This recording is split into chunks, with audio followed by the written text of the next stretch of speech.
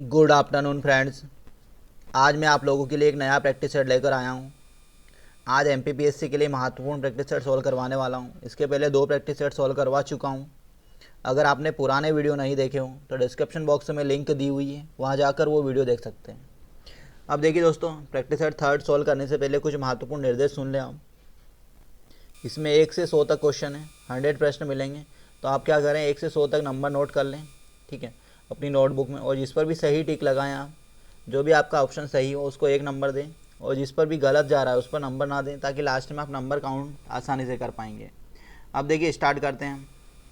पहला प्रश्न है हमारा, जेजाग भुक्ति में किस वंश का शासन था? इसके 4 ऑप्शन दिए हैं। ऑप्शन ए है परमार वंश, ऑप्शन बी है कलचुरी वंश, ऑप्शन सी है बघेल वंश, और ऑप्शन डी है चंदेल वंश। तो इसका सही आंसर है दोस्तों ऑप्शन डी, चंदेल वंश का शासन था जेजाग भुक्ति में। जेजाग भुक्ति को वर्तमान में बुंदेलखंड के नाम से जाना जाता है। इसके बाद देखिए, आगे बढ़ते हैं अगले क्वेश्चन की ओर। अगला प्रश्न है हमारा, किस शासक ने बोधि वृक्ष को कटवाया था? इसके 4 ऑप्शन दिए हैं। ऑप्शन ए है शशांक, ऑप्शन बी है पुष्यमित्र सुंग, ऑप्शन सी है सिकंदर लोधी, और ऑप्शन डी है आपका औरंगजेब। अब भैया इसका सही आंसर है ऑप्शन ए, शशांक ने बोध गया के बोधि वृक्ष को कटवा दिया था, और हर्षवर्धन ने शशांक को पराजित करा था, ठीक है। अब देखिए, आगे बढ़ते हैं अगले क्वेश्चन की ओर। विदिशा में गरुड़ स्तंभ का निर्माण किसने करवाया था? विदिशा में गरुड़ स्तंभ का निर्माण किसने करवाया था? इसके 4 ऑप्शन दिए हैं। ऑप्शन ए है हेलियोडोरस, ऑप्शन बी है नागसेन, ऑप्शन सी है नागार्जुन, ऑप्शन डी है चंद्रगुप्त द्वितीय। अब देखिए, इसका सही आंसर है दोस्तों, विदिशा के हेलियोडोरस के स्तंभों का, हेलियोडोरस ने विदिशा के गरुड़ स्तंभ बनवाए थे। इसके बाद देखिए, आगे बढ़ते हैं अगले क्वेश्चन की ओर। श्रीरंगपट्टनम किस नदी के तट पर बसा हुआ है? इसके 4 ऑप्शन दिए हैं। कावेरी, ऑप्शन बी है गोदावरी, ऑप्शन डी है मूसी, और ऑप्शन डी है आपका पेरियार नदी। तो इसका सही आंसर है दोस्तों, श्रीरंगपट्टनम कावेरी नदी के तट पर बसा हुआ है, और श्रीरंगपट्टनम टीपू सुल्तान की राजधानी था। नासिक गोदावरी नदी के तट पर बसा हुआ है, हैदराबाद मूसी नदी के तट पर बसा हुआ शहर है दोस्तों।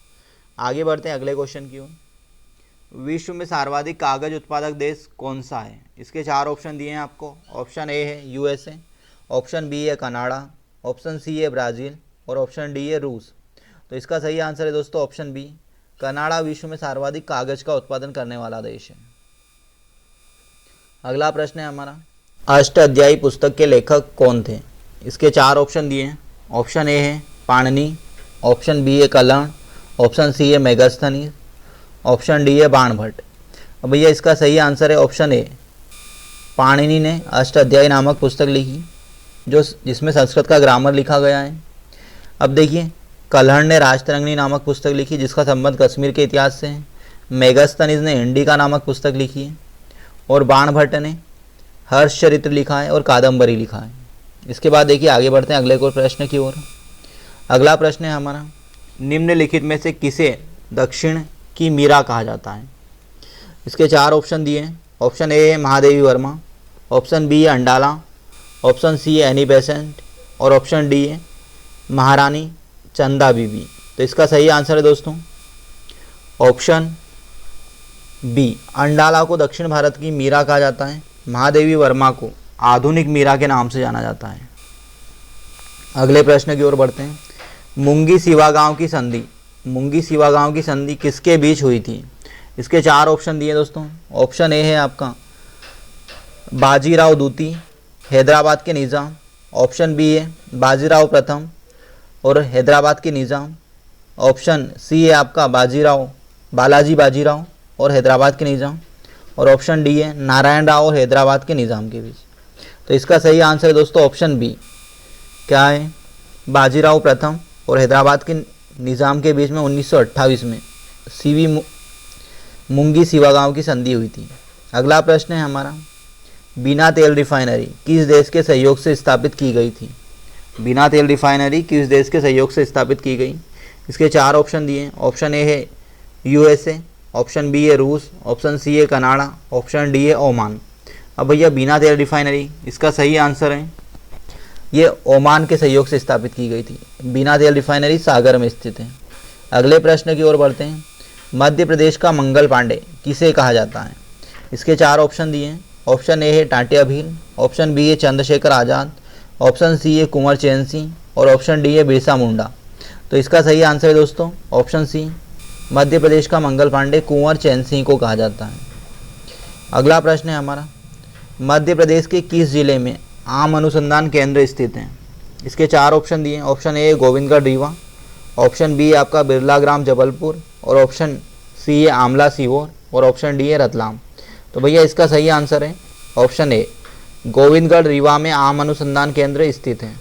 अगले प्रश्न की ओर बढ़ते हैं दोस्तों। अगले प्रश्न पे बढ़ने से पहले अगर आप चैनल पर नए हो तो चैनल को सब्सक्राइब करना ना भूलें और वीडियो को लाइक शेयर करना ना भूलें। अगला प्रश्न है हमारा, भारत भवन का उद्घाटन किस वर्ष हुआ था? इसके 4 ऑप्शन दिए हैं। ऑप्शन ए है 1976, ऑप्शन बी है 1982, ऑप्शन डी है आपका 1984 और ऑप्शन डी है 1974। इसका सही आंसर है दोस्तों ऑप्शन बी, 1982 में भारत भवन का उद्घाटन किया गया था। भारत भवन भोपाल में स्थित है और भारत भवन का डिज़ाइन जिसने तैयार किया था उनका नाम है चार्ल्स कोरिया। ये कई बार पूछा गया है कि भारत भवन का डिज़ाइन किसने तैयार किया था, तो चार्ल्स कोरिया ने। अगले प्रश्न की ओर बढ़ते हैं। बिरजू बावरा की समाधि मध्य प्रदेश में कहाँ पर स्थित है? इसके 4 ऑप्शन दिए हैं। ऑप्शन ए है ग्वालियर, ऑप्शन बी है जबलपुर, ऑप्शन सी है शहडोल और ऑप्शन डी है आपका चंदेरी अशोकनगर। तो इसका सही आंसर है दोस्तों चंदेरी अशोकनगर में बिरजू बावरा की समाधि स्थित है। बेरला ग्राम जबलपुर में रानी दुर्गावती की, कल्पी ग्वालियर में रानी लक्ष्मीबाई और उनकी अंगरक्षक झलकारी बाई की समाधि स्थित है। अगले प्रश्न की ओर बढ़ते हैं दोस्तों। अगला प्रश्न है हमारा, शिल्प कला तीर्थ के नाम से किसे जाना जाता है? इसके 4 ऑप्शन दिए हैं। ऑप्शन ए है खजुराहो, ऑप्शन बी है मांडू, ऑप्शन सी है अजयगढ़ पन्ना अजयगढ़ और ऑप्शन डी है ओरछा। तो भैया इसका सही आंसर है ऑप्शन ए, खजुराहो छतरपुर में स्थित है और इसे स्थापत्य कला या शिल्प कला तीर्थ के नाम से जाना जाता है। अब देखिए मांडू की बात करें तो मांडू को मध्य प्रदेश में महलों की नगरी कहा जाता है और सिटी ऑफ जॉय और आनंद नगरी कहा जाता है। अजयगढ़ नक्काशीदार किले के लिए प्रसिद्ध है और ओरछा को मध्य प्रदेश का अयोध्या कहा जाता है। अगले प्रश्न की ओर बढ़ते हैं दोस्तों। अगला प्रश्न है हमारा, केवला देवी राष्ट्रीय उद्यान निम्नलिखित में से कहाँ पर स्थित है? इसके 4 ऑप्शन दिए हैं। ऑप्शन ए है कर्नाटक, ऑप्शन बी है राजस्थान, ऑप्शन सी है गुजरात, ऑप्शन डी है उत्तर प्रदेश। अब देखिए इसका सही आंसर है दोस्तों केवला देवी राष्ट्रीय उद्यान राजस्थान में स्थित है, भरतपुर राजस्थान में। इसके बाद देखिए आगे बढ़ते हैं अगले क्वेश्चन की ओर। अगला प्रश्न है हमारा, पीली नदी के नाम से किस नदी को जाना जाता है? इसके 4 ऑप्शन दिए हैं आपको। ऑप्शन ए है मिसिसिपी मिसौरी नदी, ऑप्शन बी है कांगो नदी, ऑप्शन सी है हांगो नदी और ऑप्शन डी है यांगसी क्योंग नदी। तो भैया इसका सही आंसर है ऑप्शन सी, हांगो नदी को पीली नदी के नाम से जाना जाता है और इसे चीन का शोक भी कहते हैं। ये क्वेश्चन कई बार पूछा गया है, चीन का शोक किसे कहते हैं? तो हांगो नदी को चीन का शोक कहते हैं। और यांगशी क्योंग नदी एशिया की सबसे बड़ी नदी है। इसके बाद देखिए आगे बढ़ते हैं अगले क्वेश्चन की ओर। तमिलनाडु राज्य की प्रथम महिला मुख्यमंत्री कौन बनी थी ना? तो इसके 4 ऑप्शन दिए हैं। ऑप्शन ए है जयललिता, ऑप्शन बी है नंदिनी सत्यपथी, ऑप्शन सी है जानकी रामचंद्रन और ऑप्शन डी है सायदा अनवर। तो भैया इसका सही आंसर है ऑप्शन सी, जानकी रामचंद्रन तमिलनाडु की प्रथम महिला मुख्यमंत्री थी और जयललिता दूसरी महिला मुख्यमंत्री थी। इसके बाद देखिए अगला प्रश्न है हमारा, असमगढ़ परिषद का चुनाव चिन्ह कौन सा है? अभी हाल ही में चुनाव हुए हैं इसलिए चर्चा में। इसके 4 ऑप्शन दिए दोस्तों। ऑप्शन ए है मुर्गा, ऑप्शन बी है शेर, ऑप्शन सी है हाथी और ऑप्शन डी है एक सिंग वाला गेंडा। अब भैया असमगढ़ परिषद असम का एक क्षेत्रीय दल है और जिसने वर्तमान सरकार के साथ गठबंधन करके सरकार में बना हुआ है। इसका सही आंसर है दोस्तों ऑप्शन सी, हाथी। असमगढ़ परिषद का चुनाव चिन्ह हाथी है। अगले प्रश्न की ओर बढ़ते हैं। अगला प्रश्न है हमारा, राहुल गांधी का संसदीय क्षेत्र कौन सा है? तो इसके 4 ऑप्शन दिए हैं। ऑप्शन ए है अमेठी, ऑप्शन बी है वायनाड, ऑप्शन सी है त्रिवेंद्रम और ऑप्शन डी है रायबरेली। तो भैया इसका सही आंसर है दोस्तों ऑप्शन बी, वायनाड राहुल गांधी का संसदीय क्षेत्र है। वायनाड को दक्षिण भारत का अयोध्या कहते हैं। ठीक है, ये महत्वपूर्ण प्रश्न है, दक्षिण भारत का अयोध्या किसे कहते हैं? तो वायनाड को कहते हैं और यहीं से राहुल गांधी सांसद है वर्तमान में। अगला प्रश्न है हमारा, प्रधानमंत्री सांसद आदर्श गांव योजना में प्रधानमंत्री नरेंद्र मोदी ने किस गांव को गोद लिया था? अब देखिए इसके 4 ऑप्शन दिए हैं आपको, मोहनपुरा, जया गांव, इसके बाद देखिए शंकरगढ़ और वाराणसी। तो भैया प्रधानमंत्री नरेंद्र मोदी ने, इसका सही आंसर है ऑप्शन बी, जयापुरा गांव को गोद लिया था। कौन से गांव को गोद लिया था उन्होंने? तो जयापुरा गांव को उन्होंने गोद लिया था। ऑप्शन बी सही है यहाँ पर। इसके बाद देखिए आगे बढ़ते हैं अगले प्रश्न की ओर। अगला प्रश्न है दोस्तों हमारा, अरब सागर में आए तूफान ताउते का नाम किस देश ने रखा? अभी हाल ही में तूफान आया है ताउते। तो इसके 4 ऑप्शन दिए हैं, भारत, बांग्लादेश, श्रीलंका और ऑप्शन डी है आपका म्यांमार। तो भैया इसका सही आंसर है ऑप्शन डी, म्यांमार। ताउते तूफान का नाम किस देश ने रखा? तो म्यांमार ने रखा। अगले प्रश्न की ओर बढ़ते हैं, किस राज्य सरकार ने राज्यों को भिखारियों से मुक्त करने के लिए अभियान चलाया है? ये क्वेश्चन भी करंट का है। अब देखिए इसके 4 ऑप्शन दिए। ऑप्शन ए है महाराष्ट्र, ऑप्शन बी है उत्तर प्रदेश, ऑप्शन सी है राजस्थान और ऑप्शन डी है आपका छत्तीसगढ़। तो इसका सही आंसर है दोस्तों ऑप्शन सी, राजस्थान सरकार ने भिखारी मुक्त राज्य बनाने के लिए अभियान चलाया है। अगला क्वेश्चन है हमारा, जॉनसन लाइन किन 2 देशों को अलग करती है? देखिए ऑप्शन ए है आपका भारत पाकिस्तान, ऑप्शन बी है आपका भारत अफगानिस्तान, ऑप्शन सी है भारत चीन और ऑप्शन डी है भारत श्रीलंका। तो देखिए भैया इसका सही आंसर है, जॉनसन लाइन भारत और चीन को अलग करती है। जो अक्साई चीन वाला एरिया है ना, ये वाला इसे अलग करती है और ये वाला जो है इसे LAC अलग करती है। इस टाइप से है। तो इसे कौन अलग कर रहा है? जिसे अक्साई चीन कहते हैं, यह वर्तमान में चीन के पास है। ठीक है, तो जो भारत मानता है वो किसे मानता है? जॉनसन लाइन को मानता है। और चीन किसे मानता है? LAC को मानता है। अब देखिए भारत और पाकिस्तान को रेड क्लिफ अलग करती है, भारत अफगानिस्तान को डुरंट अलग करती है और भारत श्रीलंका को पाक जल संधि या मन्नार की खाड़ी अलग करती है दोस्तों। अगला प्रश्न है हमारा, काला पानी क्षेत्र विवाद किन 2 देशों के बीच का है? ठीक है, तो इसके 4 ऑप्शन दिए हैं, भारत नेपाल, ऑप्शन बी है आपका भारत चीन, ऑप्शन सी है भारत पाकिस्तान, ऑप्शन डी है भारत बांग्लादेश। तो भैया इसका सही आंसर है भारत और नेपाल के बीच में काला पानी, लीपू लेक, लिम्पियादुरा ये विवादित क्षेत्र है। अगले प्रश्न की ओर बढ़ते हैं। अगला प्रश्न है हमारा, न्यूजीलैंड की सबसे ऊंची चोटी कौन सी है? न्यूजीलैंड की सबसे ऊंची चोटी कौन सी है? इसके 4 ऑप्शन दिए हैं। ऑप्शन ए है माउंट कुक, ऑप्शन बी है कोसियुस्को, ऑप्शन सी है एल्बुर्ज और ऑप्शन डी है माउंट मैकिनले। भैया इसका सही आंसर है option A, mount cook New Zealand की सबसे ऊंची चोटी है। अगला प्रश्न है हमारा, इजराइल की सीमा निम्नलिखित में से किस देश से स्पर्श नहीं करती है? ऑप्शन ए है सीरिया, ऑप्शन बी है जॉर्डन, ऑप्शन सी है लेबनान और ऑप्शन डी है कुवैत। तो भैया इसका सही आंसर है ऑप्शन डी, कुवैत को स्पर्श नहीं करती, बाकी तीनों देशों को स्पर्श करती है। इसके बाद देखिए आगे बढ़ते हैं अगले प्रश्न की ओर। अगला प्रश्न है हमारा, छत्तीसगढ़ के गठन के समय मध्य प्रदेश के मुख्यमंत्री निम्नलिखित में से कौन थे? जब छत्तीसगढ़ राज्य बना 2000 में, उस समय मध्य प्रदेश के मुख्यमंत्री कौन थे? तो इसके 4 ऑप्शन दिए हैं। ऑप्शन ए है बाबूलाल गौर, ऑप्शन बी है शिवराज सिंह चौहान और ऑप्शन सी है दिग्विजय सिंह और ऑप्शन डी है मोतीलाल वोरा। तो भैया इसका सही आंसर है ऑप्शन सी, वर्ष 2000 में छत्तीसगढ़ मध्य प्रदेश से अलग हुआ, उस समय मध्य प्रदेश के मुख्यमंत्री दिग्विजय सिंह थे। अगले प्रश्न की ओर बढ़ते हैं, ध्रुपद समारोह मध्य प्रदेश के किस जिले में आयोजित किया जाता है? 4 ऑप्शन दिए हैं। ऑप्शन ए है ग्वालियर, ऑप्शन बी है इंदौर, ऑप्शन सी है जबलपुर, ऑप्शन डी है भोपाल। तो भैया इसका सही आंसर है ऑप्शन डी, ध्रुपद समारोह कहाँ पर होता है? तो भोपाल में। ध्रुपद, घुंघरू, लोकरंग, ये सारे समारोह कहाँ पर आयोजित होते हैं? भोपाल में। अब देखिए समारोह के ऊपर एक स्पेशल वीडियो बना चुका हूँ, अगर आपने वो वीडियो नहीं देखा हो तो डिस्क्रिप्शन बॉक्स में लिंक दी हुई है, वहाँ जाकर वो वीडियो देख सकते हैं। अब देखिए अगला प्रश्न है दोस्तों हमारा, वीरसेन साहू के अभिलेख का संबंध मध्य प्रदेश के किस जिले से है? वीरसेन साहू के अभिलेख, तो इसके 4 ऑप्शन दिए दोस्तों। ऑप्शन ए है विदिशा, ऑप्शन बी है मंदसौर, और ऑप्शन सी है जबलपुर, और ऑप्शन डी है आपका सागर। तो भैया इसका सही आंसर है ऑप्शन ए, वीरसेन साहू के अभिलेख मध्य प्रदेश के विदिशा जिले से संबंधित हैं।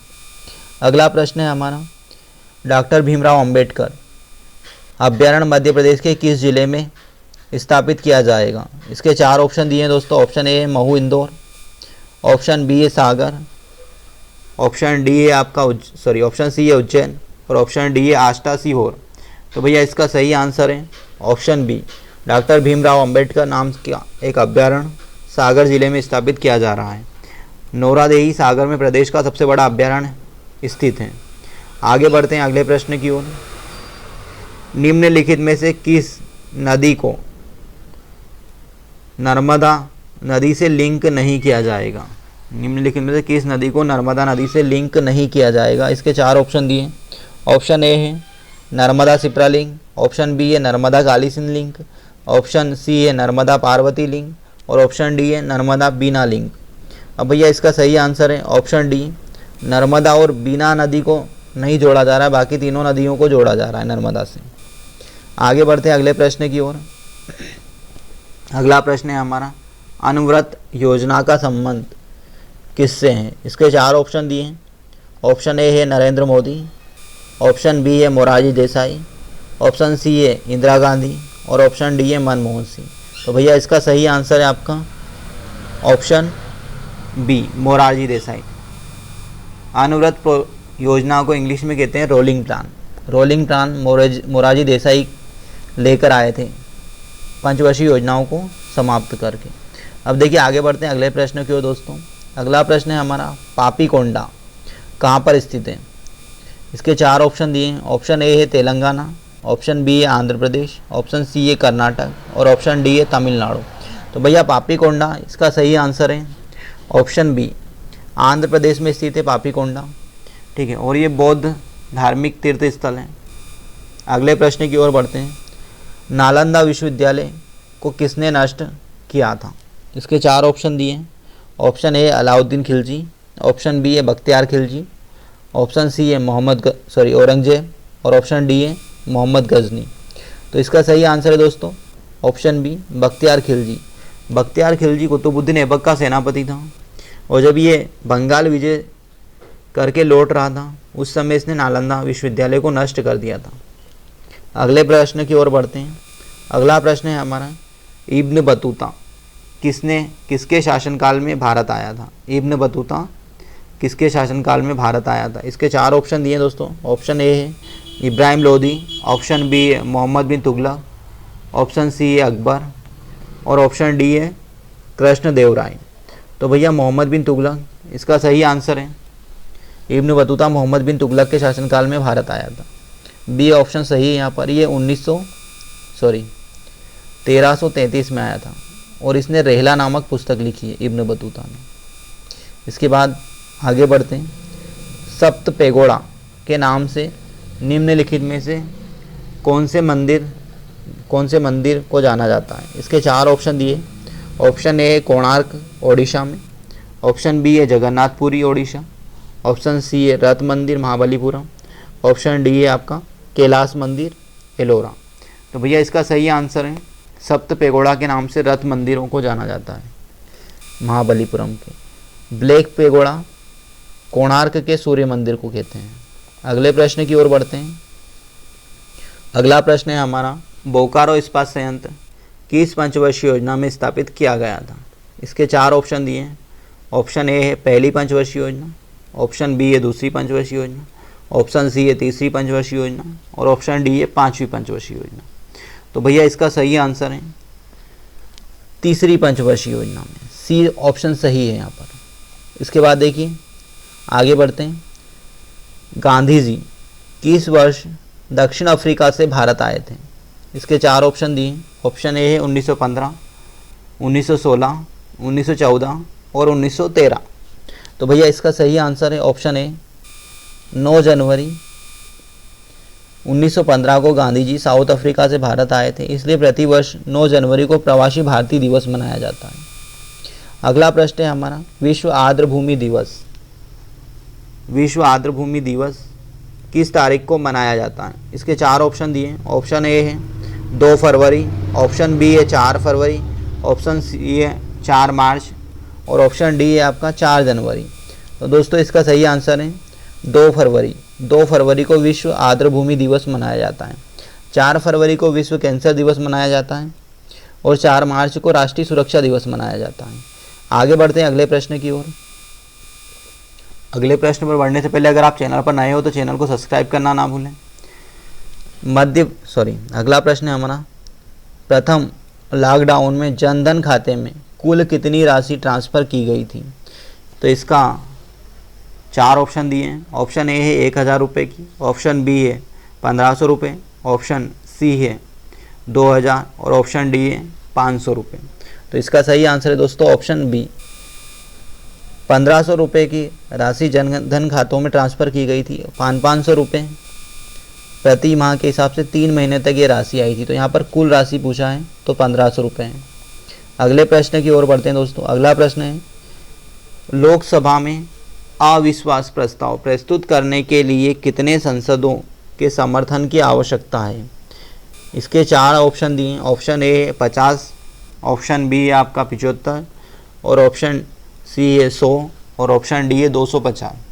तो भैया इसका सही आंसर है ऑप्शन ए 50 सदस्यों का समर्थन आवश्यक है अविश्वास प्रस्ताव लाने के लिए। अगले प्रश्न की ओर बढ़ते हैं। निम्नलिखित में से कौन लोकसभा अध्यक्ष नहीं बना? इसके 4 ऑप्शन दिए हैं। ऑप्शन ए है आपका हुकुम सिंह, ऑप्शन बी है बलराम झाकड़, ऑप्शन सी है पीएम संगमा, ऑप्शन डी है तरुण गोगोई। अब देखिए इसका सही आंसर है दोस्तों ऑप्शन डी तरुण गोगोई असम राज्य के मुख्यमंत्री थे। बाकी तीनों लोकसभा अध्यक्ष बन चुके हैं। अगले प्रश्न की ओर बढ़ते हैं। निम्नलिखित में से किसी राज्य का मुख्यमंत्री ना होते हुए भारत का प्रधानमंत्री बना? तब ऐसा कौन सा व्यक्ति है जो किसी भी राज्य का मुख्यमंत्री नहीं था और भारत का मुख्यमंत्री बन गया? इसके 4 ऑप्शन दिए हैं। ऑप्शन ए है मोरारजी देसाई, ऑप्शन बी है आपका चंद्रशेखर, ऑप्शन सी है विश्वनाथ प्रताप सिंह और ऑप्शन डी है पीवी नरसिम्हा राव। तो भैया इसका सही आंसर है ऑप्शन बी चंद्रशेखर। चंद्रशेखर किसी भी राज्य के मुख्यमंत्री नहीं थे और भारत के प्रधानमंत्री बन गए। अब देखिए अगले प्रश्न की ओर बढ़ते हैं। अगला प्रश्न है किस संविधान संशोधन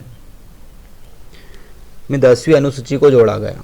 इसके 4 ऑप्शन दिए दोस्तों। ऑप्शन ए 52वां संविधान संशोधन, ऑप्शन बी है आपका 53वां संविधान संशोधन, ऑप्शन ये मिसप्रिंट हो गया है ना, ए 2 बार हो गया, और ऑप्शन बी है 92वां संविधान संशोधन और ऑप्शन डी है आपका 51वां संविधान संशोधन। तो इसका सही आंसर है दोस्तों ऑप्शन ए 52वें संविधान संशोधन के द्वारा।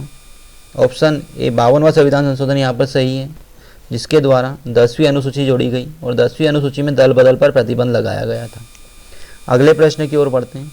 अगला प्रश्न है हमारा ई कैबिनेट का गठन करने वाला देश का पहला राज्य कौन बन गया है? इसके 4 ऑप्शन दिए हैं। ऑप्शन ए है राजस्थान, ऑप्शन बी है उत्तराखंड, ऑप्शन सी है हिमाचल प्रदेश और ऑप्शन डी है आपका छत्तीसगढ़। तो इसका सही आंसर है दोस्तों हिमाचल प्रदेश देश का पहला ई कैबिनेट का गठन करने वाला राज्य बना। अगले प्रश्न की ओर बढ़ते हैं। अगला प्रश्न है हमारा स्मार्ट शहर योजना के तहत किस शहर को पहला स्मार्ट शहर बनाया गया था? ऑप्शन ए है गुवाहाटी, ऑप्शन बी है भुवनेश्वर, ऑप्शन सी है इंदौर और ऑप्शन डी है अहमदाबाद। अब देखिए भैया इसका सही आंसर है ऑप्शन बी भुवनेश्वर को देश का पहला स्मार्ट शहर बनाया गया। अगले प्रश्न की ओर बढ़ते हैं। अगला प्रश्न है हमारा महात्मा गांधी ग्रामोदय विश्वविद्यालय मध्य प्रदेश के किस जिले में स्थित है? इसके 4 ऑप्शन दिए हैं आपको। ऑप्शन ए है रीवा, ऑप्शन बी है सतना, ऑप्शन बी है सतना, ऑप्शन डी है सी है जबलपुर और ऑप्शन डी है छिंदवाड़ा। अब देखिए इसका सही आंसर है ऑप्शन बी, महात्मा गांधी ग्रामोदय विश्वविद्यालय चित्रकूट सतना में स्थित है। अगले प्रश्न की ओर बढ़ते हैं। कली गोपाल का संबंध किस राज्य से? ये एक नृत्य है। इसके 4 ऑप्शन दिए हैं। ऑप्शन ए है असम, ऑप्शन बी है मणिपुर, ऑप्शन सी है मेघालय, ऑप्शन डी है मिजोरम। तो भैया इसका सही आंसर है ऑप्शन ए, कली गोपाल नृत्य असम में होता है। कली गोपाल, खेल गोपाल, मरुगम्पा और बिछुआ, बिहू, ये सारे नृत्य असम के हैं। आगे बढ़ते हैं अगले प्रश्न की ओर। डेमोक्रेसी इंडेक्स 2020 में पहले नंबर पर कौन सा देश है? इसके 4 ऑप्शन दिए हैं। ऑप्शन ए है यूएसए, ऑप्शन बी है नॉर्वे, ऑप्शन सी है स्विट्जरलैंड और ऑप्शन डी है जापान। तो भैया डेमोक्रेसी इंडेक्स में नॉर्वे पहले नंबर पर है। ऑप्शन बी सही है यहाँ पर। भारत का स्थान कौन सा है इसके लिए कमेंट करें जरूर। चोल वंश का संस्थापक निम्नलिखित में से कौन था? चोल वंश का संस्थापक कौन था? ऑप्शन ए है विक्रम चोल, ऑप्शन बी है विजयालय, ऑप्शन सी है राजेंद्र प्रथम, ऑप्शन डी है राजेंद्र द्वितीय। तो इसका सही आंसर है दोस्तों ऑप्शन बी, विजयालय। विजयालय चोल वंश का संस्थापक था। अगले प्रश्न की ओर बढ़ते हैं। अगला प्रश्न है हमारा, औदंतपुरी विश्वविद्यालय की स्थापना किसने की थी? औदंतपुरी विश्वविद्यालय की स्थापना किसने की थी? इसके 4 ऑप्शन दिए। ऑप्शन ए है धर्मपाल, ऑप्शन बी है गोविंदपाल, ऑप्शन सी है गोपाल और ऑप्शन डी है शिवपाल। अब भैया औदंतपुरी विश्वविद्यालय की स्थापना की थी गोपाल ने। ठीक है, औदंतपुरी विश्वविद्यालय का संस्थापक कौन है? तो गोपाल, जो बौद्ध धर्म का अनुयायी था। अगले प्रश्न की ओर बढ़ते हैं। अगला प्रश्न है हमारा, इंटीग्रेटेड सर्किट आईसी का आविष्कार किसने किया था? इसके 4 ऑप्शन दिए हैं। Option A Jack Kilby, option B है जेम्स थॉमस, चार्ल्स बेबेज और ऑप्शन डी है आपका रॉबर्ट हुक। तो इसका सही आंसर है दोस्तों ऑप्शन ए, जेम्स किल्बी ने इंटीग्रेटेड सर्किट आईसी का आविष्कार किया था। अगले प्रश्न की ओर बढ़ते हैं। अगला प्रश्न है हमारा, एक टीबी में डाटा होता है। एक टीबी मतलब टेराबाइट में कितना डाटा होता है? इसके 4 ऑप्शन दिए हैं। 224 MB और ये यहाँ पर मिसप्रिंट है, 125 लिखा है, यहाँ पे 24 होना चाहिए, 125 KB। इसके बाद अगला है हमारा 1024 GB और 512 KB। तो भैया इसका सही आंसर है ऑप्शन सी, 1024 GB। कितना है? एक टीबी में 1024 GB डाटा होता है। आगे बढ़ते हैं अगले प्रश्न की ओर। अगला प्रश्न है हमारा, एशियाई विकास बैंक के वर्तमान में उपाध्यक्ष कौन है? एशियाई विकास बैंक के वर्तमान में उपाध्यक्ष कौन है? इसके 4 ऑप्शन दिए। ऑप्शन ए है अशोक लवासा, ऑप्शन बी है चंदा कोचर, ऑप्शन सी है शक्तिकांत दास, ऑप्शन डी है रघुराम गोविंद राजन। तो भैया इसका सही आंसर है ऑप्शन ए, अशोक लवासा। अशोक लवासा एशियाई विकास बैंक के उपाध्यक्ष हैं। इसके बाद देखिए आगे बढ़ते हैं अगले प्रश्न की ओर। अमोनिया जैसे विषैले पदार्थों को यूरिया में कौन बदलता है? अमोनिया जैसे विषैले पदार्थों को यूरिया में कौन बदलता है? इसके 4 ऑप्शन दिए हैं। ऑप्शन ए है किडनी, ऑप्शन बी है यकृत, ऑप्शन सी है प्लीहा, ऑप्शन डी है आपका छोटी आंत। तो भैया इसका सही आंसर है यकृत। अमोनिया जैसे विषैले पदार्थों को यूरिया में यकृत बदलती है, यूरिन में बदल देती है, यूरिया यूरिन में। अगला प्रश्न है हमारा, निम्नलिखित में से किसके रक्त में केंद्रक पाया जाता है? इसके 4 ऑप्शन दिए हैं दोस्तों। ऑप्शन ए है ऊँट, ऑप्शन बी है लामा, ऑप्शन सी है खरगोश और ऑप्शन डी है ए और बी दोनों, ए और बी। तो भैया इसका सही आंसर है ऑप्शन डी, ए और बी। जितने भी स्तनधारी प्राणी होते हैं उनमें केवल ऊँट और लामा के रक्त में केंद्रक पाया जाता है, बाकी किसी भी स्तनधारी प्राणी के रक्त में केंद्रक नहीं पाया जाता है। अगला प्रश्न है हमारा, भूपर्पटी पर सर्वाधिक मात्रा में निम्नलिखित में से कौन सा धातु तत्व पाया जाता है? भूपर्पटी पर सर्वाधिक मात्रा में निम्नलिखित में से कौन सा धातु तत्व पाया जाता है? इसके 4 ऑप्शन दिए दोस्तों। Option A oxygen, option B है सिलिकॉन, ऑप्शन सी है एल्यूमिनियम और ऑप्शन डी है लोहा। तो भैया इसका सही आंसर है एल्यूमिनियम। धातु तत्व पूछा है यहाँ पर तो एल्यूमिनियम है। अगर भूपर्पटी पर सर्वाधिकता तो पूछा जाता तो ऑक्सीजन होता, और सब सर्वाधिक मात्रा में अर्धचालक पूछा जाता तो वो होता है सिलिकॉन। अब आगे बढ़ते हैं अगले प्रश्न की ओर। विटामिन B12 का रासायनिक नाम निम्न में से क्या है? इसके 4 ऑप्शन दिए हैं। ऑप्शन ए है साइनोकाबालामिन, ऑप्शन बी है राइबोफ्लेविन, ऑप्शन सी है निकोडिनेमाइन, और ऑप्शन डी है आपका पेराडॉक्सिन। तो भैया इसका सही आंसर है आपका ऑप्शन ए साइनोकाबालामिन। B12 का रासायनिक नाम क्या है? साइनोकाबालामिन। B12 की कमी से पांडु रोग और एनीमिया रोग होता है। अगला प्रश्न है हमारा, चिकन पॉक्स किस वायरस से होता है? इसके 4 ऑप्शन दिए हैं। ऑप्शन ए है वेरियोला वायरस, ऑप्शन बी है वेरिसेला वायरस, ऑप्शन सी है एंटीरो वायरस, और ऑप्शन डी है आपका अर्बो वायरस। अब देखिए भैया इसका सही आंसर है चिकन पॉक्स वेरिसेला वायरस से होता है। किससे होता है? वेरिसेला। अब देखिए छोटी माता की बात करें तो वेरियोला। एंटीरो वायरस से आपको पोलियो होता है। पोलियो वायरस और एंटीरो वायरस दोनों से होता है। अर्बो वायरस से भैया पित्त ज्वर और डेंगू ज्वर होता है। आगे बढ़ते हैं अगले प्रश्न की ओर। अगला प्रश्न है हमारा, निम्नलिखित में से कौन सा रोग आनुवांशिक रोग है? 4 ऑप्शन दिए हैं यहाँ पर। ऑप्शन ए है रेबीज, ऑप्शन बी है पैचिस, ऑप्शन सी है पायरिया, और ऑप्शन डी है वर्णांता। अब देखिए यहाँ पर आनुवांशिक रोग पूछा गया है तो वर्णांता, डी ऑप्शन सही है यहाँ पर। इसके बाद देखिए आगे बढ़ते हैं अगले प्रश्न की ओर। अगले प्रश्न पे बढ़ने से पहले चैनल पर नए हो तो चैनल को सब्सक्राइब करना ना भूलें और वीडियो को लाइक करना ना भूलें। निम्नलिखित में से गलत को चुनना है आपको। क्या है प्रश्न हमारा? निम्नलिखित में से गलत को चुनना है। ऑप्शन ए पार्वती नदी आष्टा सीहोर, कालीसी नदी बागली देवास, वैनगंगा नदी डिंडोरी, तवा नदी होशंगाबाद। तो भैया इसमें गलत चुनना है तो इसका सी ऑप्शन गलत है।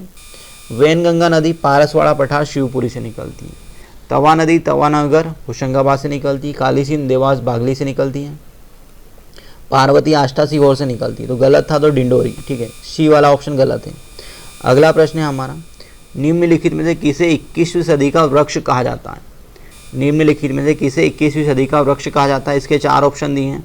ऑप्शन ए है बरगद के वृक्ष को, ऑप्शन बी है आम के वृक्ष को, ऑप्शन सी है नीम के वृक्ष को, ऑप्शन डी है अशोक के वृक्ष को। इसका सही आंसर है दोस्तों ऑप्शन सी, नीम के वृक्ष को क्या कहते हैं भैया? तो जो नीम का वृक्ष है इसे 21वीं सदी का वृक्ष कहते हैं। अगला प्रश्न है हमारा, महेंद्र सिंह धोनी को किस वर्ष राजीव गांधी खेल पुरस्कार दिया गया था? इसके 4 ऑप्शन दिए हैं। ऑप्शन ए है 2008, ऑप्शन बी है 2011, ऑप्शन सी है 2007, और ऑप्शन डी है 2012। तो भैया महेंद्र सिंह धोनी को राजीव गांधी खेल अवार्ड 2007 में मिला था। ऑप्शन सी सही है यहाँ पर। अगले प्रश्न की ओर बढ़ते हैं। मंजू तालाब मध्य प्रदेश के किस जिले में स्थित है? मंजू तालाब मध्य प्रदेश के किस जिले में है? तो ऑप्शन ए है मांडूधार, ऑप्शन बी है नरवल शिवपुरी, ऑप्शन सी है तिगवा जबलपुर, और ऑप्शन डी है अजयगढ़ पन्ना। अब भैया इसका सही आंसर है आपका ऑप्शन ए, मंजू तालाब मांडूधार में स्थित है। मांडू के किले में जहाज महल के साइड में स्थित है मंजू तालाब। इसके बाद देखिए अगला प्रश्न है हमारा, ऑक्सीजन गैस को किस वैज्ञानिक ने खोजा था? ऑक्सीजन गैस को किस वैज्ञानिक ने खोजा था? इसके 4 ऑप्शन दिए हैं दोस्तों। ऑप्शन ए है रॉबर्ट हुक, ऑप्शन बी है रॉबर्ट वाटसन, ऑप्शन सी है कार्ल शीले, और ऑप्शन डी है एडवर्ड जेनर। इसका सही आंसर है दोस्तों ऑप्शन सी, कार्ल शीले। ठीक है, कार्ल शीले ने किसको खोजा? तो भैया ऑक्सीजन गैस की खोज की थी। अगले प्रश्न की ओर बढ़ते हैं। अगला प्रश्न है हमारा, निम्नलिखित में से कौन सी धातु सर्वाधिक भारी है? सबसे अधिक वजन पूछा गया है यहाँ पे भारी धातु। तो ऑप्शन ए है ऑस्मियम, ऑप्शन बी है लोहा, ऑप्शन सी है प्लेटिनम, ऑप्शन डी है मैग्नीशियम। तो भैया इसका सही आंसर है ऑप्शन ए, ऑस्मियम सबसे भारी धातु है। ये पीएससी प्री 2019 में आया हुआ क्वेश्चन है। अगले प्रश्न की ओर बढ़ते हैं दोस्तों। अगला प्रश्न है हमारा, किडनी रक्त को एक दिन में कितनी बार शुद्ध करती है? इसके ऑप्शन दिए हैं।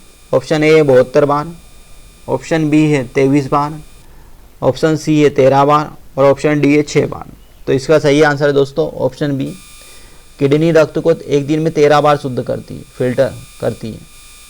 अगला प्रश्न है हमारा, ओलंपिक के ध्वज में लाल रंग किस महाद्वीप का संकेत है या किस महाद्वीप का प्रतिनिधित्व करता है? ऑप्शन ए है एशिया महाद्वीप, ऑप्शन बी है अमेरिका महाद्वीप, ऑप्शन डी है यूरोप महाद्वीप, ऑप्शन सी है यूरोप महाद्वीप और ऑप्शन डी है ऑस्ट्रेलिया महाद्वीप। तो भैया यहाँ पर इसका सही आंसर होगा अमेरिका महाद्वीप का। अगले प्रश्न की ओर बढ़ते हैं। अगला प्रश्न है हमारा, ओलंपिक में भाग लेने वाली प्रथम भारतीय महिला कौन थी? इसके 4 ऑप्शन दिए हैं। Option A Karnam Malleswari, option B है आपका मेरी लीला राव, ऑप्शन सी है विनेश फोगाट और ऑप्शन डी है पीटी उषा। तो भैया ओलंपिक में भाग लेने वाली प्रथम भारतीय महिला ऑप्शन बी सही है यहाँ पर, मेरी लीला राव। अगले प्रश्न की ओर बढ़ते हैं। अगला प्रश्न है हमारा, सिगार की चोटी की ऊंचाई कितने मीटर है? सिगार की चोटी की ऊंचाई पूछी गई। ऑप्शन ए है 881, ऑप्शन बी है 840, ऑप्शन सी है 872 और ऑप्शन डी है 1172। तो भैया इसका सही आंसर है ऑप्शन ए, मालवा के पठार पर सिगार की चोटी है, जो सबसे ऊंची चोटी है मालवा के पठार की। अगले प्रश्न की ओर बढ़ते हैं। अगला प्रश्न है हमारा, केंद्रीय औषधि अनुसंधान संस्थान कहाँ पर स्थित है? इसके 4 ऑप्शन दिए हैं। ऑप्शन ए है कानपुर, ऑप्शन बी है नई दिल्ली, ऑप्शन सी है पुणे और ऑप्शन डी है लखनऊ।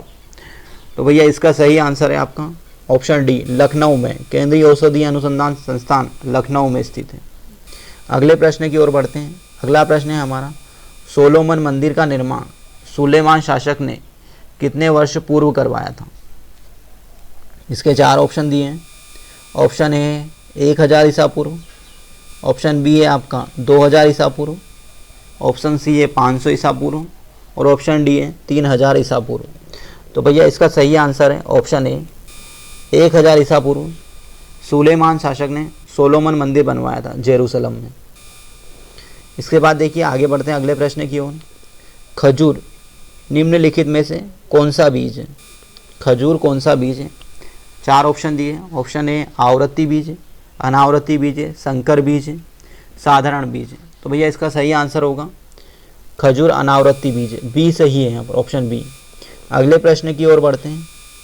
अगला प्रश्न है हमारा, वर्ष 2020 में सतीश व्यास को मध्य प्रदेश सरकार द्वारा कौन सा सम्मान दिया गया था? 4 ऑप्शन दिए हुए हैं। ऑप्शन ए है कुमार गंधर्व सम्मान, ऑप्शन बी है कवि प्रदीप सम्मान, ऑप्शन सी है लता मंगेशकर सम्मान, ऑप्शन डी है तानसेन सम्मान। तो भैया सतीश व्यास को तानसेन सम्मान दिया गया था 2020 में, ऑप्शन डी सही है यहाँ पर। अगले प्रश्न की ओर बढ़ते हैं। स्तंभ मूल जड़ किस पौधे में पाई जाती है? स्तंभ मूल जड़ किस पौधे में पाई जाती है? 4 ऑप्शन है इसके। ऑप्शन ए है गन्ना, ऑप्शन बी है बबूल, ऑप्शन सी है नीम और ऑप्शन डी है बरगद। अब देखिए इसका सही आंसर है दोस्तों ऑप्शन डी, बरगद में स्तंभ मूल जड़ पाई जाती है। इसके बाद देखिए अगले प्रश्न की ओर बढ़ते हैं। निम्नलिखित जिलों में वनों के आधार पर आरोही क्रम में कौन से जिले का क्रम सही है? आरोही क्रम में जमाना है, ठीक है। तो इसके 4 ऑप्शन दिए हैं। Option A Balaghat, Dindori, Mandla, option B है डिंडोरी, बालाघाट, मंडला, ऑप्शन सी है मंडला, डिंडोरी, बालाघाट, ऑप्शन डी है बालाघाट, मंडला, डिंडोरी। तो भैया इसका सही आंसर है ऑप्शन सी, मंडला, डिंडोरी, बालाघाट। अगले प्रश्न की ओर बढ़ते हैं। अगला प्रश्न है हमारा, गाजर का रंग, गाजर का लाल रंग होने का मुख्य कारण? इसके 4 ऑप्शन दिए हैं। ऑप्शन ए है कैप्सिकम, ऑप्शन बी है कैरोटीन, ऑप्शन सी है सोलोनिन और ऑप्शन डी है सोलोनेसी। तो भैया गाजर का लाल रंग होने का कारण ऑप्शन बी कैरोटीन है, कैरोटीन के कारण गाजर का रंग लाल होता है। अगले प्रश्न की ओर बढ़ते हैं। भारत में सर्वाधिक दूध देने वाली गाय कौन सी है? गाय की कौन सी नस्ल है? इसके 4 ऑप्शन दिए हैं। ऑप्शन ए है जर्सी गाय, ऑप्शन बी है होस्टल गाय, ऑप्शन सी है गिर गाय और ऑप्शन डी है आपका मारवाड़ी गाय। तो भैया इसका सही आंसर है ऑप्शन सी, गिर गाय भारत में सर्वाधिक दूध देने वाली गाय की नस्ल है। अगले प्रश्न की ओर बढ़ते हैं। अगला प्रश्न है हमारा,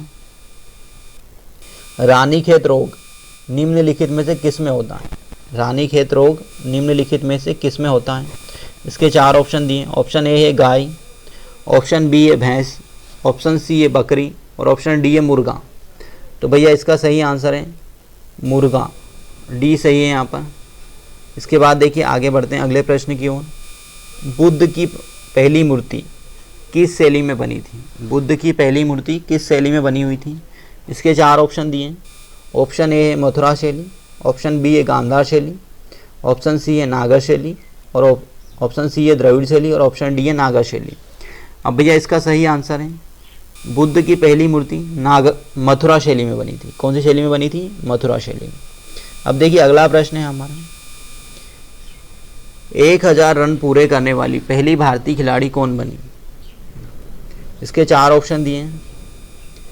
महिला खिलाड़ी कौन बनी? महिला खिलाड़ी है ना झूलन गोस्वामी, ऑप्शन बी है मिताली राज, ऑप्शन सी है पूजा वस्त्रकार और ऑप्शन डी है मीनाक्षी नेगी।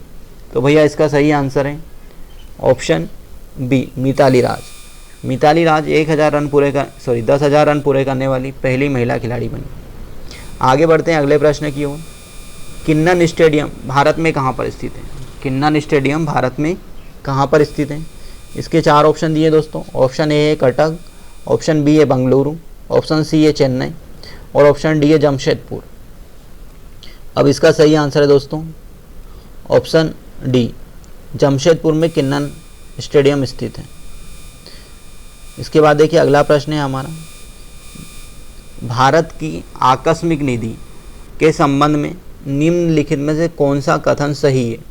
इसके 4 ऑप्शन दिए हैं। ऑप्शन ए है मतलब फर्स्ट है, इसका गठन संविधान के अनुच्छेद 267 के तहत किया गया है। अगला ऑप्शन है इसका गठन वर्ष 1951 में हुआ। तीसरा है इसका रखरखाव वित्त सचिव द्वारा राष्ट्रपति की ओर से किया जाता है। ऑप्शन डी है चौथा ऑप्शन है आपका, इस निधि की राशि का निर्धारण राष्ट्रपति द्वारा किया जाता है। अब देखिए इसके जो ऑप्शन दिए हुए हैं आपको, ऑप्शन ए है फर्स्ट और थर्ड, ऑप्शन बी है 1 3 4, ऑप्शन सी है आपका 2 3 4, ऑप्शन डी है 2 और 4। क्वेश्चन एक बार और सुन लें आप, है ना। क्वेश्चन क्या है, भारत के आकस्मिक निधि के संबंध में निम्नलिखित में से कौन सा कथन सही है? ठीक है दोस्तों, ये आप देख लिया, वीडियो को स्किप करके भी पढ़ सकते हैं अगर आपको एक बार में समझ में नहीं आ रहा है तो। अब देखिए इसका सही आंसर है दोस्तों ऑप्शन ए। क्या है इसका सही आंसर? Option A. क्या है तो देखिए, अनुच्छेद 67 के तहत 267 के तहत संचित निधि की आकस्मिक निधि की व्यवस्था की गई है और जो इसका रखरखाव है वित्त सचिव के द्वारा किया जाता है। अगला प्रश्न है हमारा, सिहोनिया जैन मंदिर स्थित है। क्या है प्रश्न हमारा? सिहोनिया जैन मंदिर स्थित है। इसके 4 ऑप्शन दिए। ऑप्शन ए है भिंड, ऑप्शन बी है दतिया, ऑप्शन सी है ग्वालियर, ऑप्शन डी है मुरैना। तो भैया इसका सही आंसर है मुरैना। सिहोनिया जैन मंदिर कहाँ पर स्थित है? तो मुरैना में। अगले प्रश्न की ओर बढ़ते हैं दोस्तों। अगला प्रश्न है, प्रदेश का पहला कृषि विश्वविद्यालय कहाँ पर स्थापित किया गया था? इसके 4 ऑप्शन दिए हैं। ऑप्शन ए है भोपाल, ऑप्शन बी है ग्वालियर, ऑप्शन सी है जबलपुर, ऑप्शन डी है इंदौर। तो भैया इसका सही आंसर है आपका जबलपुर। प्रदेश का पहला कृषि विश्वविद्यालय कहाँ पर स्थापित किया गया था? जबलपुर में, पंडित जवाहरलाल नेहरू कृषि विश्वविद्यालय। अगला प्रश्न है अब हमारा, नर्मदा पुरुष निम्नलिखित में से किसे कहा जाता है? नर्मदा पुरुष निम्नलिखित में से किसे कहा जाता है? इसके 4 ऑप्शन दिए दोस्तों। Option A Amritlal Begada, option B है आपका विजय बहुगुणा, ऑप्शन सी है राजेंद्र जैन, ऑप्शन डी है सुंदरलाल बहुगुणा। तो इसका सही आंसर है दोस्तों अमृतलाल बेगड़ा को नर्मदा पुरुष के नाम से जाना जाता है। अगले प्रश्न की ओर बढ़ते हैं। अगला प्रश्न है हमारा, खाद्य सुरक्षा अधिनियम किस वर्ष लागू किया गया था? इसके 4 ऑप्शन दिए हैं। ऑप्शन ए है 2014, ऑप्शन बी है 2013, ऑप्शन सी है 2015, ऑप्शन डी है 2012। तो इसका सही आंसर है दोस्तों 2013। खाद्य सुरक्षा अधिनियम कब आया था? तो 2013 में आया था। अगले प्रश्न की ओर बढ़ते हैं। अगला प्रश्न है हमारा, पुष्यमित्र शुंग का पुत्र अग्निमित्र मध्य प्रदेश के किस स्थान का राज्यपाल था? पुष्यमित्र शुंग मध्य प्रदेश के किस स्थान का राज्यपाल था? इसके 4 ऑप्शन दिए हैं। ऑप्शन ए चंबल क्षेत्र, ऑप्शन बी है निमाड़ क्षेत्र, ऑप्शन सी है बुंदेलखंड क्षेत्र और ऑप्शन डी है विदिशा क्षेत्र। तो देखिए भैया इसका सही आंसर है ऑप्शन डी, विदिशा क्षेत्र का वो राज्यपाल था। आगे बढ़ते हैं अगले प्रश्न की ओर। सूर्य में ऊर्जा उत्पत्ति का मुख्य कारण निम्नलिखित में से क्या है? सूर्य में ऊर्जा उत्पत्ति का मुख्य कारण क्या है? तो इसके 4 ऑप्शन दिए दोस्तों। ऑप्शन ए है नाभिकीय संलयन, ऑप्शन बी है नाभिकीय विखंडन, ऑप्शन डी है दोनों और ऑप्शन डी है इनमें से कोई नहीं। तो भैया इसका सही आंसर है ऑप्शन ए, नाभिकीय संलयन के कारण सूर्य में से ऊर्जा उत्पन्न होती है। अगले प्रश्न की ओर बढ़ते हैं। अगला प्रश्न है हमारा, काली मिट्टी का निर्माण किस चट्टान के टूटने से हुआ है? इसके 4 ऑप्शन दिए। ऑप्शन ए है गेब्रो चट्टान, ऑप्शन बी है बेसाल्ट चट्टान, ऑप्शन सी है शिस्ट चट्टान और ऑप्शन डी है आपका चूना पत्थर। तो भैया इसका सही आंसर है ऑप्शन बी, बेसाल्ट चट्टान के टूटने से काली मिट्टी का निर्माण होता है। अगले प्रश्न की ओर बढ़ते हैं। निम्नलिखित में से कौन सा सागर सिकुड़ता जा रहा है? 4 ऑप्शन दिए। काला सागर, ऑप्शन बी है कैस्पियन सागर, ऑप्शन सी है अरल सागर और ऑप्शन डी है मृत सागर। तो भैया इसका सही आंसर है अरल सागर। अरल सागर सिकुड़ता जा रहा है दिन प्रतिदिन। अगले प्रश्न की ओर बढ़ते हैं। अगला प्रश्न है हमारा, निकट दृष्टि दोष उपचार के लिए कौन सा लेंस लगाया जाता है? इसके 4 ऑप्शन दिए। ऑप्शन ए है अवतल लेंस, ऑप्शन बी है उत्तल लेंस, ऑप्शन सी है उभय लेंस और ऑप्शन डी है इनमें से कोई नहीं। तो इसका सही आंसर है दोस्तों ऑप्शन ए अवतल लेंस। निकट दृष्टि दोष के निवारण के लिए कौन से लेंस का उपयोग करते हैं? अवतल लेंस का। दूरदृष्टि के लिए उत्तल लेंस और ना तो पास का दिखता है ना दूर का दिखता है, उसके लिए उभय लेंस का उपयोग करते हैं। अगला प्रश्न है हमारा, लोहे पर जंग लगने से उसके भार में क्या परिवर्तन होता है? इसके 4 ऑप्शन दिए हैं। भार में कमी आती है, ऑप्शन बी है आपका भार अधिक होता है, ऑप्शन सी है कोई परिवर्तन नहीं होता है, ऑप्शन डी है इनमें से कोई नहीं। तो भैया इसका सही आंसर है भार अधिक हो जाता है लोहे का। ऑप्शन बी सही है यहाँ पर, लोहे पर जंग लगने से लोहे का भार अधिक होता है। अगला प्रश्न है हमारा, सुनील छेत्री का संबंध किस खेल से है? इसके 4 ऑप्शन दिए हैं। ऑप्शन ए है क्रिकेट, ऑप्शन बी है हॉकी, ऑप्शन सी है बेसबॉल और ऑप्शन डी है फुटबॉल। तो भैया सुनील छेत्री का संबंध फुटबॉल से, किससे है? ऑप्शन डी सही है। अगले प्रश्न की ओर बढ़ते हैं। अगला प्रश्न है हमारा, भारत का दक्षिणतम अंतिम बिंदु इंदिरा पॉइंट किस वर्ष, ये थोड़ा मिसप्रिंट है, सुनामी में नष्ट हो गया था? भारत का अंतिम बिंदु इंदिरा पॉइंट किस वर्ष सुनामी में नष्ट हो गया था? इसके 4 ऑप्शन दिए। ऑप्शन ए है 2005, ऑप्शन बी है 2004, ऑप्शन सी है 2006 और ऑप्शन डी है 2004। ठीक है, ये आप 2007 कर लें ऑप्शन डी को, तो क्या हो गया ऑप्शन आपके पास? ऑप्शन ए है 2005, ऑप्शन बी है 2004, ऑप्शन सी है 2006 और ऑप्शन डी है आपका 2007। तो भैया इंदिरा पॉइंट कब नष्ट हुआ? तो ऑप्शन बी सही है यहाँ पर, 2004 में आई सुनामी जिसमें इंदिरा पॉइंट नष्ट हो गया। अगले प्रश्न की ओर बढ़ते हैं। अगला प्रश्न है, बांध में रुके हुए पानी में कौन सी ऊर्जा होती है? बांध में रुका हुआ पानी है उसमें कौन सी ऊर्जा होती है? इसके 4 ऑप्शन दिए। ऑप्शन ए है स्थितिज ऊर्जा, ऑप्शन बी है गतिज ऊर्जा, ऑप्शन सी है यांत्रिक ऊर्जा और ऑप्शन डी है इनमें से कोई नहीं। तो भैया बांध में जो पानी रुका हुआ है उसमें स्थितिज ऊर्जा होती है। कौन सी ऊर्जा होती है? स्थितिज। ऑप्शन ए सही है यहाँ पर। अगले प्रश्न की ओर बढ़ते हैं। अगला प्रश्न है हमारा, डागर बैंक का संबंध किससे है? क्या प्रश्न है हमारा, डागर बैंक का संबंध किससे है?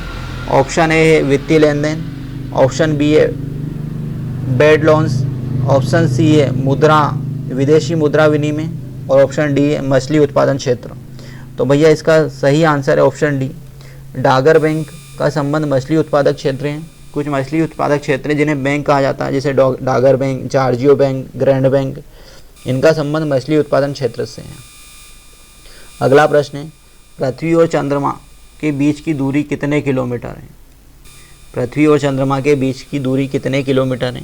पहला ऑप्शन है 3,84,365 किलोमीटर, ऑप्शन बी है 3,84,000 किलोमीटर, ऑप्शन सी है आपका 3,08,000 किलोमीटर। ऑप्शन डी है आपका 3,74,500 किलोमीटर। तो भैया इसका सही आंसर है ऑप्शन ए 3,84,365 किलोमीटर है पृथ्वी और चंद्रमा के बीच की दूरी। अगला प्रश्न है हमारा, देखिए मारो फिरंगियों का नारा किसने दिया था? तो इसके 4 ऑप्शन दिए। ऑप्शन ए है भगत सिंह, ऑप्शन बी है चंद्रशेखर आज़ाद, ऑप्शन सी है लाला लाजपत राय, ऑप्शन डी है मंगल पांडे। तो भैया इसका सही आंसर है ऑप्शन डी, मंगल पांडे ने मारो फिरंगियों को नारा दिया था। इसके बाद देखिए लास्ट क्वेश्चन है आज का हमारा, निमाड़ का पेरिस निम्नलिखित में से किसे कहा जाता है? इसके 4 ऑप्शन दिए हैं। ऑप्शन ए है महेश्वर, ऑप्शन बी है खरगोन, ऑप्शन सी है ओंकारेश्वर और ऑप्शन डी है बड़वानी। तो इसका सही आंसर है दोस्तों ऑप्शन डी बड़वानी। बड़वानी को निमाड़ का पेरिस कहा जाता है। दोस्तों ये टॉपिक कंप्लीट हो गया, ये पेपर सेट कंप्लीट हो गया। अगर आपको ये वीडियो अच्छा लगा हो तो चैनल को सब्सक्राइब करना ना भूलें और वीडियो को लाइक शेयर करना ना भूलें। Thank you.